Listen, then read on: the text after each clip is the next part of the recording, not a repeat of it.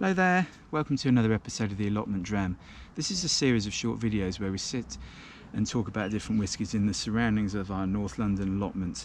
And today you join me on, it's been a bit of a showery day. Autumn's definitely on the way. It's been not too bad in terms of warmth, but there's been a shower or two around. I got caught in one, half an hour or so ago, so hopefully I make it through the video. It looks quite good, the direction that the weather's coming from, so we'll keep our fingers crossed. It's meant I've got on with a few things, also picked a few things. I know some of you enjoy seeing what I've picked, so quite a nice little selection today. We've got a couple of these pumpkins, quite small but perfectly formed, as they say, and I'll probably make a curry with those over the weekend. Recently, we just got back from India last weekend actually, and bought a load of spices, so I quite like to cook something like that, maybe a pumpkin curry. Maybe put in these beans as well. They're sort of green beans, just sort of on the stalks there, probably coming towards the end. There's a few more coming, but that's probably the last reasonable haul that I'll get. And then also these little salad potatoes, quite a nice haul of those, so looking forward to having a potato salad or making something with those. Can't for the life of me remember the name of the variety, but it was a new one. We'd never grown them before, and they're quite sort of interesting sort of shape. But yes, while that's all very interesting, I'm sure you didn't tune in to hear about the weather in North London or what I picked. You of course tuned in to hear about the whiskey. And what is the whiskey today, I hear you ask, for what is actually the 150th episode of the Allotment Dram. And firstly, I have to say I find that quite amazing. Something that I started during lockdown, just to bring a bit of outside world to people that couldn't get out. There's lots of people doing whiskey reviews at that time, particularly the first lockdown in 2020. Started doing whiskey reviews with a nice whiskey shelf behind them, and I just decided to use my sort of exercise time, which we were allowed here, to come to the allotment. And I thought, why not do some reviews from there? So from what started with me holding my phone and really poor quality, looking back at it, actually is now here, and this is the 150th episode. So I felt I had to pick a whiskey that was kind of had some meaning to me and Karen, and whiskey for everyone. And so I picked the Benromach 10 years old from the Benromach distillery in Speyside, and I'll talk a little bit more about that in a minute. But why did I pick it? And basically this was every year since we started the blog, we do a top 10 whiskies of the year, so things that we've tasted that year. And we don't do it anymore, but back in the day we used to pick our favourites. So this was actually our first ever whiskey of the year on Whiskey for Everyone. So back in 2000, was it 2009 or 2010? I can't remember exactly, but that's how long we've been doing the blog. Can't really remember, but so I thought I'd pick this because it's a whiskey that means quite a lot to us. And what can I tell you about it? Well, Benromach firstly was founded in 1898. It was called Forest Distillery, and that sort of late Victorian era was a bit of a boom time. There's lots of new distilleries around the end of the 1800s there. It was called Forest Distillery because it's in the town of Forest, literally right next to, well, now the train station is there, so literally if you get the train there you can walk to the distillery, do a tour and a tasting very easily. Became known as Benromach in 1919, but its recent history is dominated, or a key point is 1993, when Gordon and MacPhail, the famous highly regarded independent bottling company, took it over. They're just in Elgin, just a few miles down the road, and they took over the distillery. They took 5 years to renovate it, and Prince Charles opened it actually in 1998. But what they decided to do with Benromach was to produce Speyside whiskey in the old Speyside style.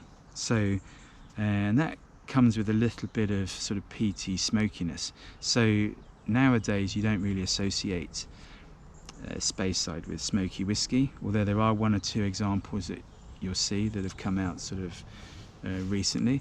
You think of smoky whiskies as the sort of islands and, you know, particularly Islay, but they decided, you know, to show off that all whiskey would be smoky back in the day. You know, peat was the only fuel that people had, you know, in most parts, particularly rural parts of remote parts of Scotland.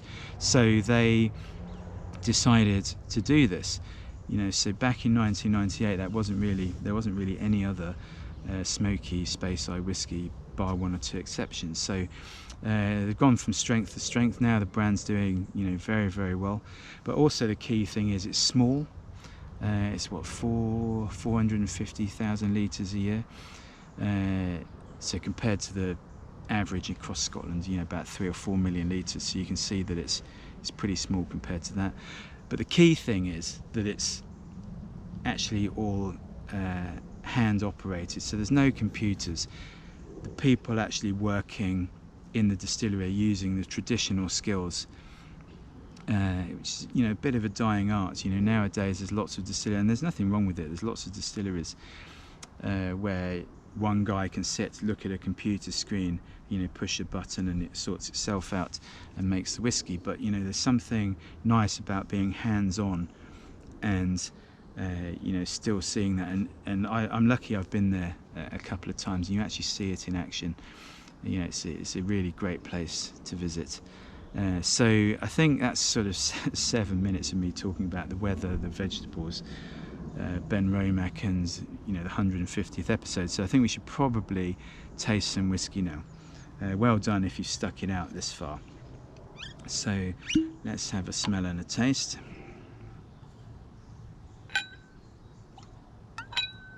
Just pop that down a second. So firstly, you know, very vibrant. You see this sort of vibrant gold colour.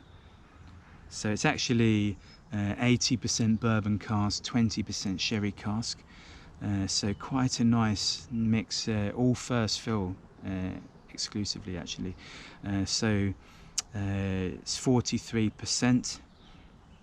This is bottled at, and it's around sort of 38-40 pounds, depends where you shop of course. But first appeared back in 2009, and yeah, just this lovely vibrant gold colour. So let's have a smell.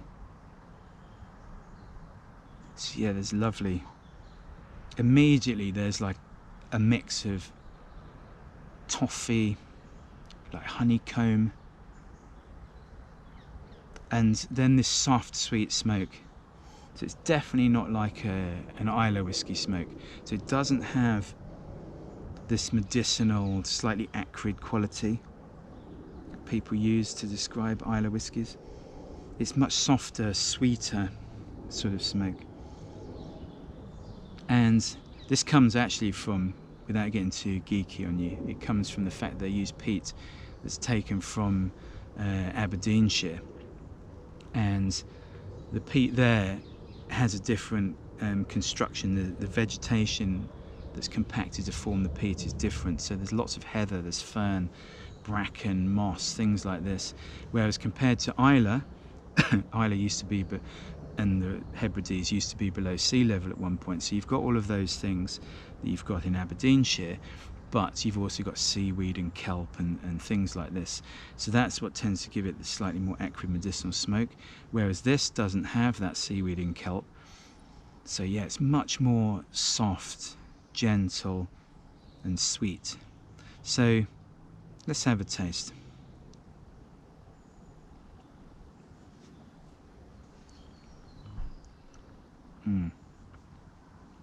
It's really creamy, soft,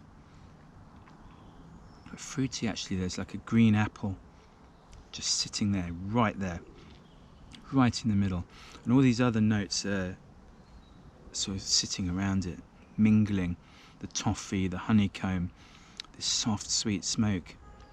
The smoke's a little bit more understated actually than on the nose, but just kind of sits there, giving this savoury quality against all the sweetness. Some vanilla fudge as well. It's very nice. Let's have another taste.